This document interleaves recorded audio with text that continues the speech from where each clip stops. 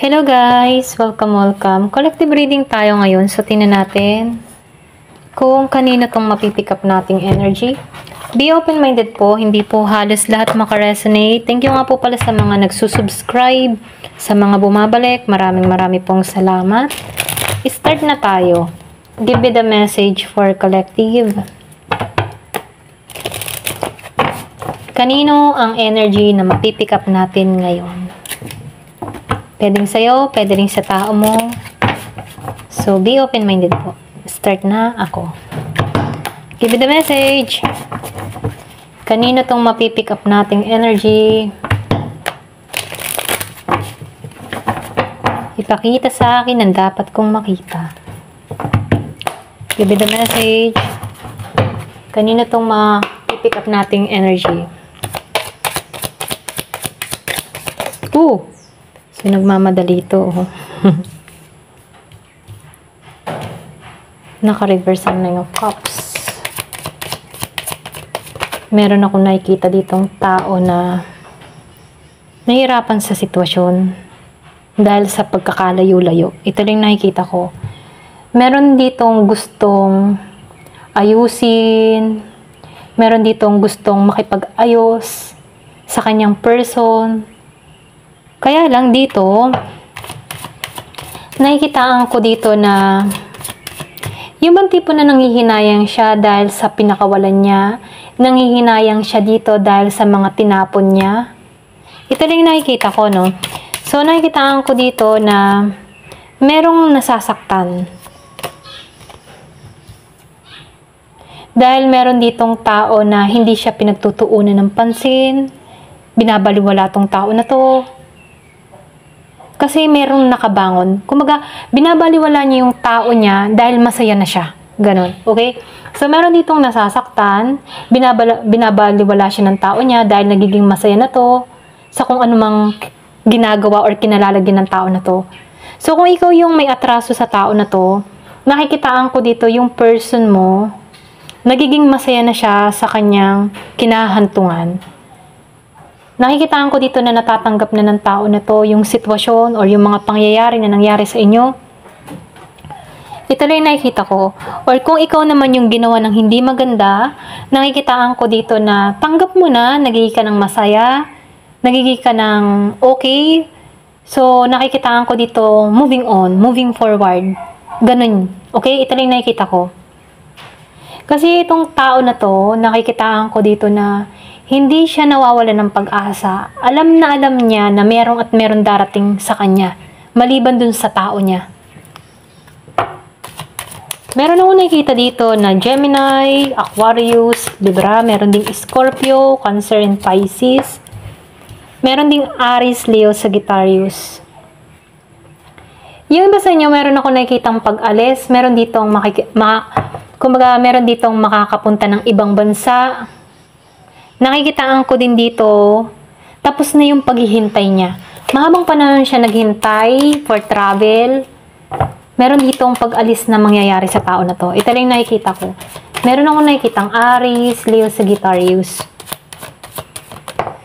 Kumbaga itong pag-travel niya, paglipat ng lugar, nakikitaan ko dito, ito yung bagong simula para sa kanya, para mamuhay ng payapa.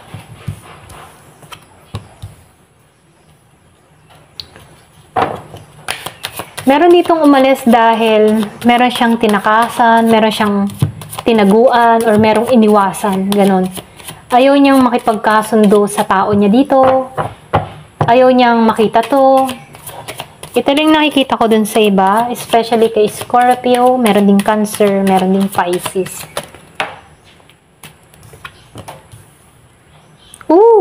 So nakikitaan ko dito may nasasaktan.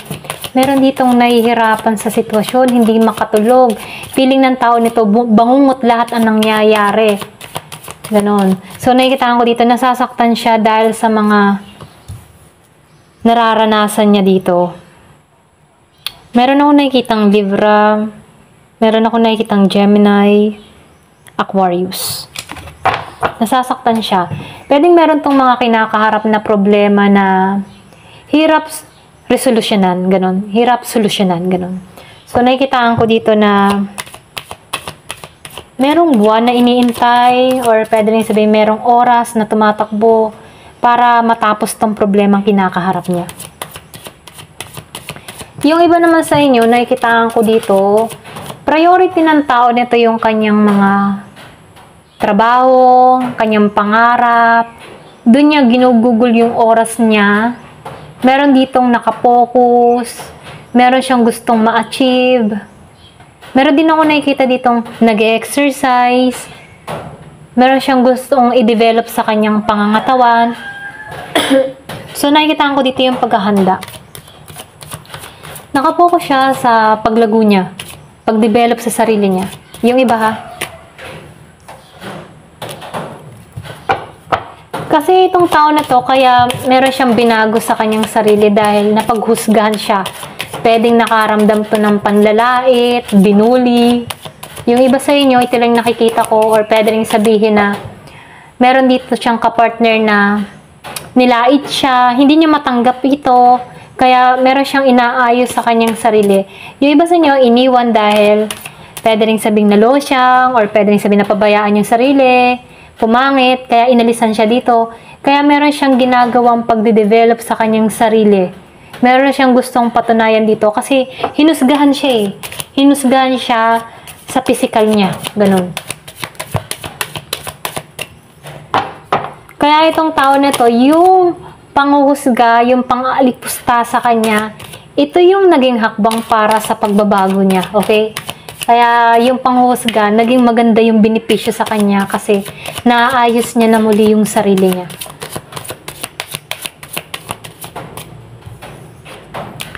So, nakikitaan ko din dito, meron ako nakikita ditong Libra, meron ding Gemini. So, nakikitaan ko dito, handa na tong tao na to. Kumaga, andun yung fighting spirit niya sa pagbabago. Nagiging ng malinaw para sa kanya kung sino yung totoo sa kanya. Nagiging ng malinaw. Kumaga, isa-isa niya nakita ang katotohanan na bulgar sa kanyang lahat-lahat. So, nakikitaan ko dito na hindi niya na ipagsisiksikan yung sarili niya.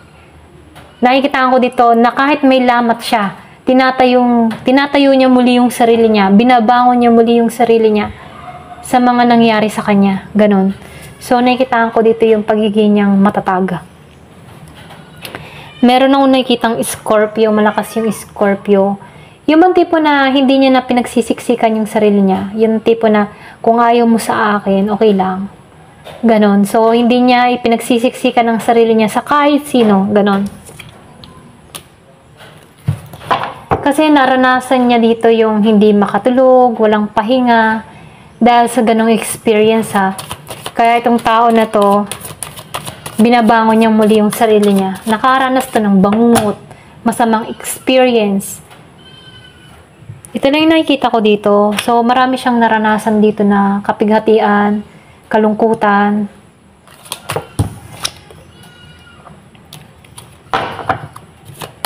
Yung iba naman sa inyo, nakikitaan ko dito, meron dito mas priority yung pera niya or mas priority niya yung trabaho niya, yung pag-unlad niya.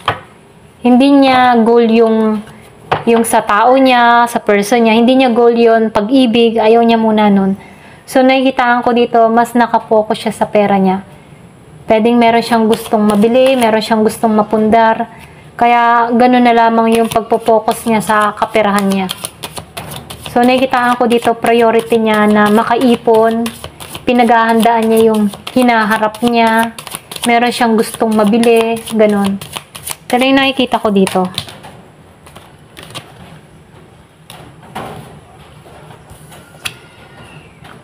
So, nakikitaan ko dito, no? Itong tao na to, yung bang tipo na takot na siyang magtiwala pa. So, nakikitaan ko dito, meron ditong tao, nasaktan siya, kaya ngayon, nagiging na siyang mapaglaro sa pag-ibig. Yung iba, hindi halos lahat. Meron ako nakikitang Virgo. Hindi siya nagsiseryoso dito dahil naranasan niya dito na nalinlangin. Kaya, nakikipagrelasyon siya, pero hindi niya, yung bang hindi niya pinagtutuunan todo-todo ng pansin, ayaw niya ng malalim. Hindi niya Kumbaga, nakikitaan ko dito, nagiging siyang mababaw pagdating sa connection. Meron akong nakikitang Virgo. Dahil naranasan niya dito na meron siyang tao dito na naging huwad, or pwede rin sabihin iniwan siya, niloko siya, binitray siya. Kaya meron ditong tao na nagiging na lang din mapaglaro pagdating sa pag-ibig dahil sa naranasan niya. Ayun, so nakikita ko dito may naglalaro. Meron akong nakikitang Gemini. Yung bang tipo na ibinibigay na lang niya yung pangangailangan ng iba, pero nakikitaan ko dito na pang happy-happy lang, ganun, okay?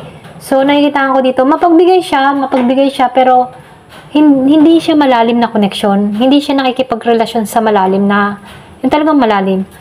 Ito rin nakikita ko, dahil naranasan ng tao na ito na mabigo, maloko, masaktan, kaya nagiging na lang siyang playful din dito. Ganun yung ginagawa niya para makalimot. Yung naranasan niyang pain, yun din yung ginagawa niya sa iba, okay? So, meron ako nakikita dito na tao na dahil sa naranasan niyang pain, ito na lang yung pattern, hindi na siya nagsiseryoso. Ganun.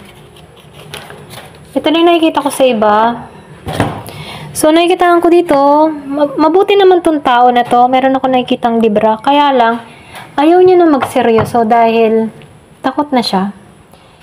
Pwede rin nakikipag-fling-fling siya, pero hindi yung malalim talaga. Pwede rin sabihin, hindi pa lang din siya nakakatagpo ng katapat niya. Ganun. Ito lang yung nakikita ko, pero itong tao na to, mapagbigay, mabait, hindi siya madamot. Kaya lang, pagdating sa relasyon, hindi niya binubuhos lahat. Ganon. Give me the message.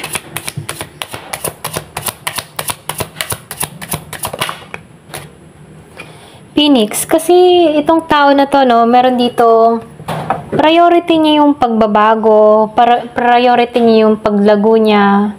So, nakikitaan ko dito, para siyang binangon muli. Ganon. Para siyang Phoenix.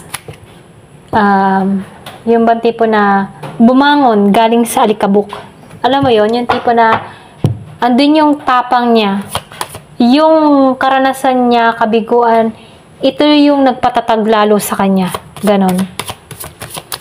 Yung nakikitaan ko dito, positive yung mindset niya. Hindi siya sumusuko. Ayan, tumalsik to. Dalawa meron ditong mirroring each other. So, meron ditong reflection, ano. Yung bang tipo na kung ikaw ay pinagkaitan ng tao mo, or meron kang person dito na pinagdamutan ka, ngayon ikaw na yung nagdadamot dito, nakikitaan ko dito na reverse, okay, na reverse. So, nafe-feel ko dito, siya yung nakakaranas ngayon ng kabiguan. Kung pinagkaitan ka na to, ngayon siya ganon. So, nakikitaan ko dito, merong nag-iisip dito, meron dito nag-iisip na inuulit lahat ng mga nangyari sa nakaraan, inaalala niya yung mga bawat sandali na magkasama sila. So, meron ditong tao na hindi maalis-alis sa isipan niya yung person niya. So, nakikitaan ko dito na namimiss niya, or pwede rin sabihin, hindi makarecover. Kasi itong tao na to, nakikitaan ko dito na nagput siya ng mask. Hindi siya nagpakatotoo sa connection na to. Kaya dito sa mirror, ano, nagre-reflect sa kanya lahat kasi hindi siya naging totoo. Hindi siya naging genuine dito. Nafe-feel ko dito yung pretending. Pretending tong tao na to na wala siyang pakialam sa person niya. Deadma na lang siya, ganun. Pero deep inside, hindi pa rin mawala sa isip niya yung tao niya. Ito rin nakikita ko dito. Tinatago niya yung totoo niyang nararamdaman. Pwede rin sabihin kaya tinatago niya to dahil may dahilan siya, dahil ayaw niyang masaktan. Or pwede rin sabihin na takot siyang magtiwala. So, meron ako nakikita ditong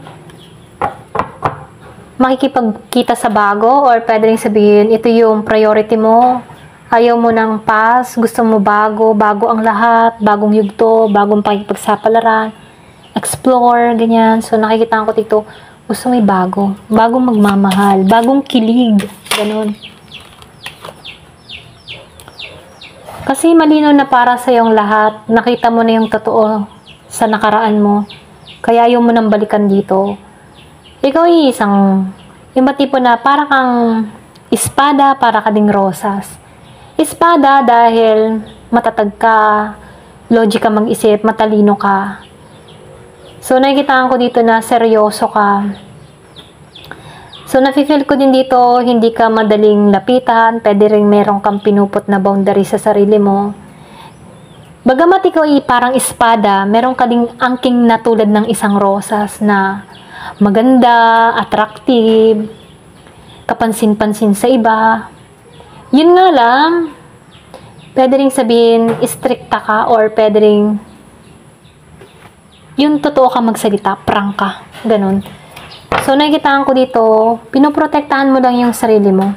Maraming nagkaka-interest, nagkakagusto sa'yo. Yung iba sa inyo, no, pwedeng maganda, gwapo, or pwede rin sabihin malakas ng talagang appeal, napapansin ka ng tao, attractive ka sa tao. Bagamat attractive ka, mahirap kang lapitan kasi espada ka, matalas ka eh. Alam mo yun, matalas ka. Dahil pinoprotektahan mo lang yung sarili mo. Ito lang yung nakikita ko. Kung sino man to, no? Ayan, attractive ka. Ayan. Ito lang yung nakikita ko sa'yo. Ayan, hanggang dito na lamang po. Thank you for watching. Love and peace.